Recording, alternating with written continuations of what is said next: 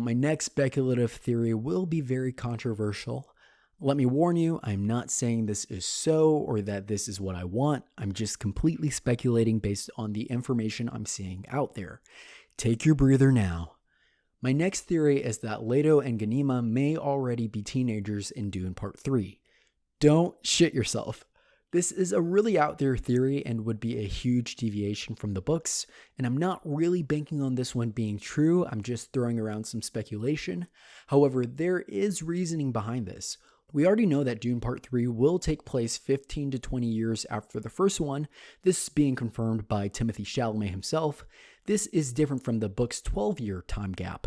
Now, I want to focus on the wording there, 15 to 20 years. This may come off as a rough estimate, but scripts are written and set. If the film took place 15 years after, he would have just said that. 17 years after, he would have just said that. Instead, based on the wording, it seems Dune Part 3 will take place over the course of 5 years. Now, the obvious reasoning for the extension in time jump is to compensate for Alia's aging. At the end of the first book, she is around 3 or 4 years old, and 12 years later into Messiah, she's 16. Whereas at the end of Dune Part 2, she hasn't even been born. So it makes sense as it puts her back in her proper age range.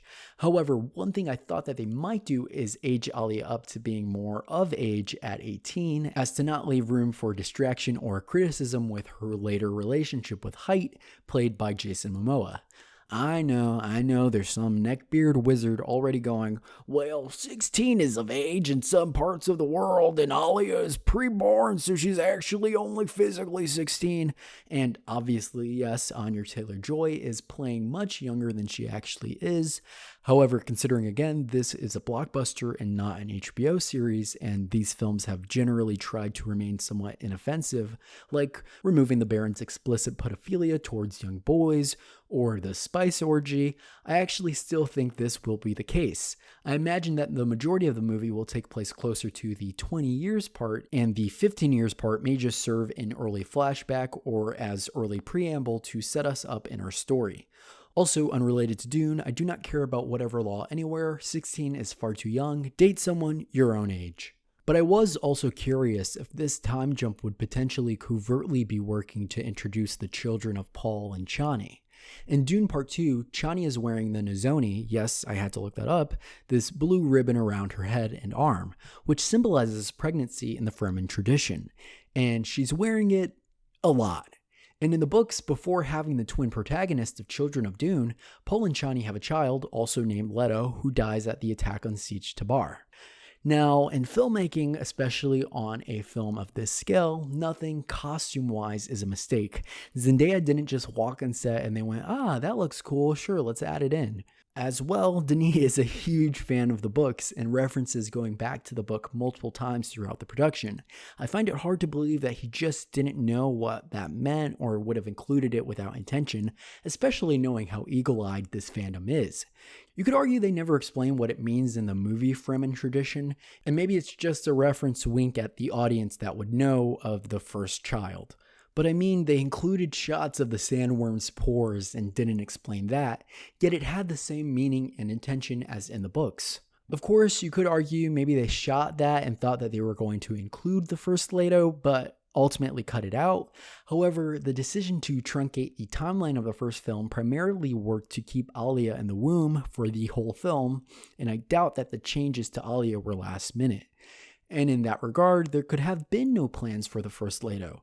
Maybe you could argue that Chani was meant to get progressively more visibly pregnant over the course of the remainder of the film and would have lost the child in battle, but that doesn't really make sense and would have only muddled the Alia storyline. Maybe Chani was pregnant all the way to the end with the first Leto, and in Dune Part 3, early on we will learn that the child died, and then that will be used to add extra weight and pressure to her new pregnancy with the twins. Or, and this is where it gets controversial, maybe she is already pregnant with the twins at that point. And in Dune Part 3, they're already born, but if she is the rebel leader, they are hidden from Paul, and in the end will be revealed. However, I'll be honest, this doesn't really make too much sense as, again, Paul has prescience and would know he's eventually meeting them, so he'd really just not have to care that they're being quote-unquote hidden. It also doesn't really make sense because at that time in the film, when she's wearing the Nizoni, Paul has yet to take the water of life, which is what would mutate his DNA and lead to them being preborn. Again, I'm kind of just lost as of now by why that nugget of the Nizoni was dropped in there. And I know I sound crazy and maybe the specifics of what I'm saying are far-fetched, but I believe the twins as teenagers and not just as concept teases for future films may have a more pronounced role in this film than we expect. I'm also basing this all on the fact that the Leto and Ghanima casting was announced. Now, they could entirely just be being used in flash forwards and may operate more as models smizing for the camera, but it doesn't fully make sense to cast these roles so explicitly, especially as Denis has said he won't be doing Children of Dune. Of course, franchises do this all the time and then recast if a new creative head comes in and wants someone else, but the casting of Anya Taylor-Joy, a huge Hollywood star, was able to be kept entirely under wraps. So why would they make a point to announce this casting through the trades? If it was a 40-second cameo or a day or so of just shooting dream sequence content, why make such an apparent deal of their casting? As well, Jason Momoa has said that he watched his son's first scene on set acting alongside Zendaya, which is a total what? Because Chani does not have prescience, so unless he's playing a motion capture baby James Cameron Avatar style thing, the only instance of Leto and Chani interacting is, spoiler alert, in Children of Dune when he and Ghanima take on their parents' personalities.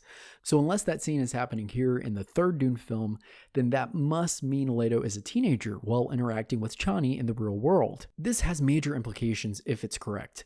Again, logically they couldn't be preborn unless they're just gonna skip over the lore's logic or have the twins have their own water of life scene later down the line, although that goes against the whole idea of who these characters are, which is supposed to be centuries-old minds born into children's bodies, not attained later.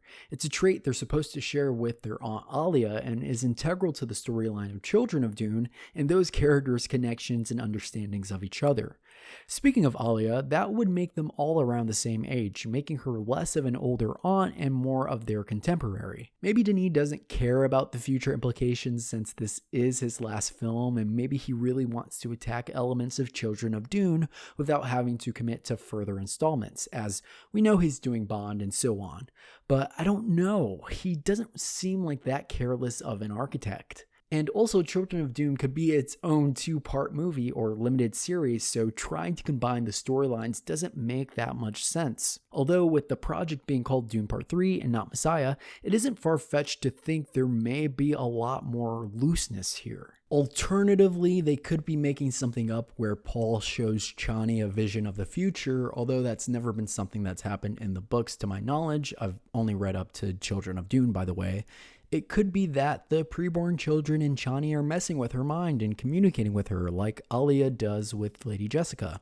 It could be that since she doesn't have that Bene Gesserit self-control, it's an even worse experience for her.